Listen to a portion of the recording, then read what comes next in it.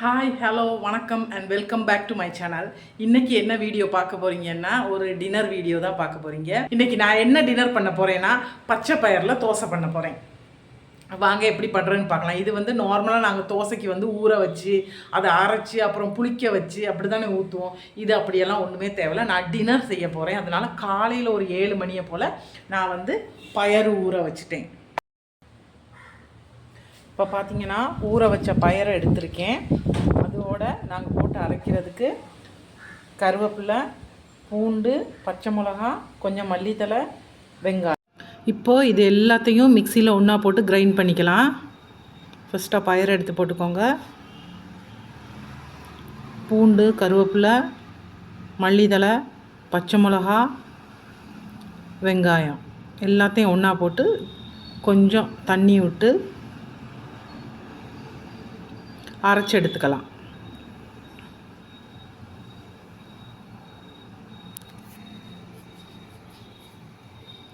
நல்லா மையாக அரைச்சி எடுத்துக்கிறணும். இப்போது இதே மாதிரி எல்லாத்தையும் அரைச்சி எடுத்துருங்க. இப்போ இந்த அரைச்சி எடுத்த மிக்ஸில்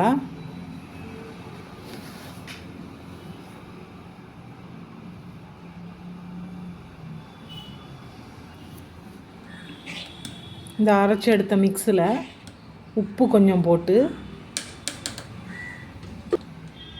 அப்படியே அரிசி மாவு, 1 கப்பு அரிசி மாவு, நார்மலாக நாங்கள் வீட்டில் வச்சுருக்க அரிசி மாவு, இடியாப்பம் செய்கிறதுக்கெல்லாம் வச்சுருப்போம்ல, அந்த அரிசி மாவு 1 கப் போட்டு தேவையான அளவு தண்ணி ஊற்றி தோசை பதத்துக்கு நம்ம கரைச்சி எடுத்துடணும். இப்படி கரைச்சி எடுத்துட்டோன்னா தோசை மாவு ரெடி.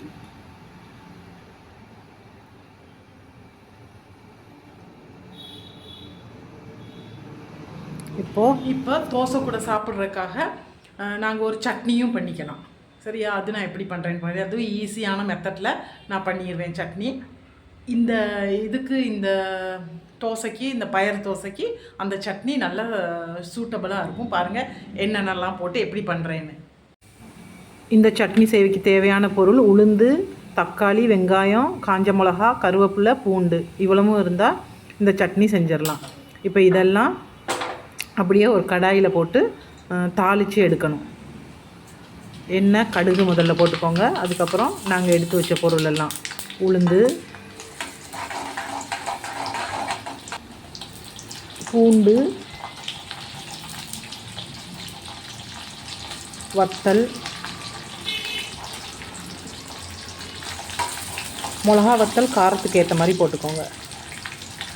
அதுக்கு பிறகு கருவேப்பிலை, வெங்காயம், தக்காளி எல்லாம் போட்டு உப்பு கொஞ்சம் போட்டு நம்ம வதக்கி எடுத்துடணும்.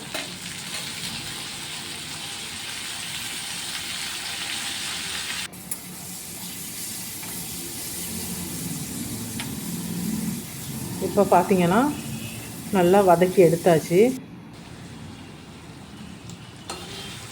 இதை நல்லா ஆற வச்சு மிக்சியில் அரைச்சி எடுத்துட்டா நம்மளோட சட்னி ரெடி ஆயிரும். இப்போ நல்லா இது ஆறிடுச்சு. மிக்சியில் போட்டு அரைச்சி எடுத்துக்கலாம். ஏற்கனவே நாங்கள் உப்பு எல்லாமே போட்டாச்சு. இப்போ அரைச்சி எடுக்கிற வேலை மட்டும்தான். தாளித்து ஊற்றவும் தேவையில்லை. நாங்கள் ஆயில் போட்டு ஏற்கனவே தாளித்து தான் இதை போட்டு கிரைண்ட் பண்ணியிருக்கோம். இப்போ சட்னி ரெடி ஆயிடுச்சு. நம்ம தோசையை ஊற்றி எடுத்துக்கலாம்.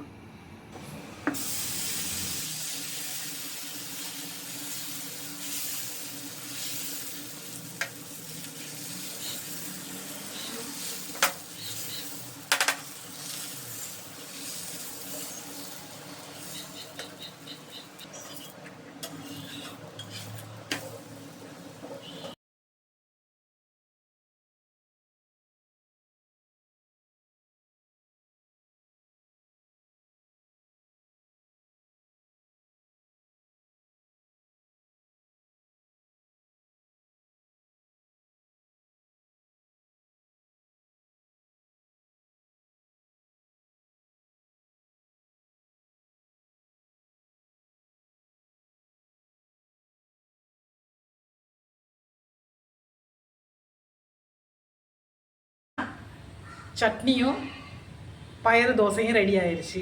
சாப்பிட்டு பார்க்கலாம் எப்படி இருக்குன்னு.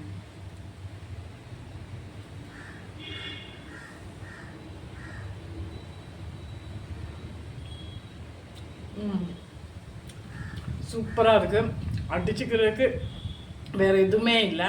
நீங்கள் எந்த தோசை செஞ்சாலுமே நார்மலாக செய்கிற தோசையை விட இது ரொம்ப ஹெல்தி, ரொம்ப டேஸ்ட்டாகவும் இருக்கும். இதில் நாங்கள் வந்து கருவேப்பிலை, பச்சை மிளகா, மல்லித்தலை, அப்புறம் பூண்டு எல்லாமே போட்டிருக்கோம். குழந்தைங்க நார்மலாக சில குழந்தைகளாக இருக்கட்டும், இல்லைன்னா பசங்களாக இருக்கட்டும், பிள்ளைங்க வந்து பூண்டு எடுத்து வச்சுட்டு சாப்பிடுவாங்க. அப்படி இல்லைன்னா கருவேப்பிலையை எடுத்து வச்சுட்டு சாப்பிடுவாங்க, வெங்காயத்தை பொறுக்கி வச்சுட்டு சாப்பிடுவாங்க. ஆனால் இதெல்லாமே மருத்துவ குணம் உள்ளது. நம்ம இதெல்லாமே சேர்த்துக்கணும். நோய் எதிர்ப்பு சக்தி எங்களுக்கு வந்து பூண்டு, கருவேப்பிலை இந்த மாதிரி விஷயத்துலலாம் இருக்குது. அப்போ அது வந்து சாப்பிடாதவங்களுக்கு இந்த மாதிரி போட்டு நாங்கள் செஞ்சு கொடுத்துட்டோன்னா ஹெல்த்தியாகவும் இருக்கும். அவங்க அதை வந்து இதில் இருக்கிறதே தெரியாது, அவங்க வந்து அப்படியே சாப்பிட்ருவாங்க. சூப்பராக இருக்குது. இந்த மாதிரி நீங்களும் ட்ரை பண்ணுங்கள். ரொம்ப ஈஸி. பச்சை பயிரை ஊற வைக்கிறது மட்டும்தான் வேலை. அடுத்து மிக்சியில் போட்டு நாங்கள் அரைச்சிட்டு உடனே சுட்டு எடுத்துடலாம். அதே மாதிரி இந்த சட்னியும் வெங்காயமும் தக்காளியும் கொஞ்சோண்டு உளுந்தும் இருந்தால் போதும், இந்த சட்னியும் ரெடி ஆகிரும். மார்னிங்காக இருக்கட்டும், நைட்டாக இருக்கட்டும், குயிக்காக இதை பண்ணி முடிச்சிடலாம். ஈஸியாகவும் சாப்பிட்றலாம். இந்த மாதிரி நீங்களும் பண்ணி பாருங்கள். தேங்க்யூ ஃபார் வாட்சிங் மை வீடியோ. இதே மாதிரி இன்னொரு வீடியோவில் உங்களை சந்திக்கிறேன்.